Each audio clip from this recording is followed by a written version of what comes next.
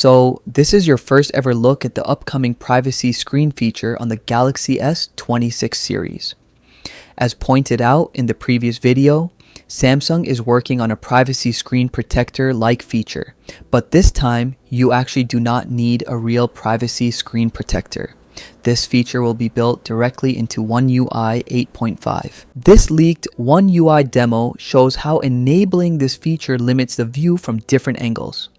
This will be really helpful for people who travel a lot in the metro or other public transport systems, where privacy matters while using the device in public.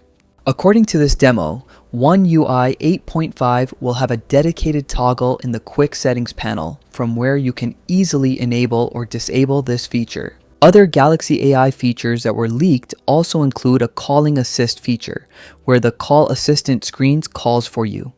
Callers will be asked for their name and the reason for their call before the call is connected.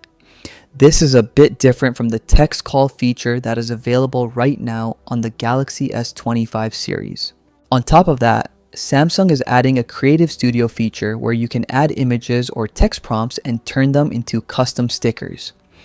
Samsung has also pushed the S Pen further to the edge, and now it has an asymmetrical arc-shaped design.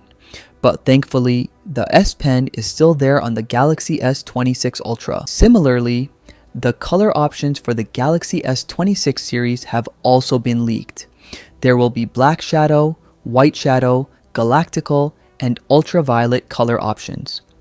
Notice how there is no mention of titanium in the color names, so this could mean that, just like Apple, Samsung might also be saying goodbye to titanium on their next Galaxy phones. When it comes to pricing, it is expected to remain the same as last year, despite the ongoing RAM shortage. The Galaxy S26 will start at $799. The Galaxy S26 Plus will start at $999. And the Galaxy S26 Ultra will start at $1,299.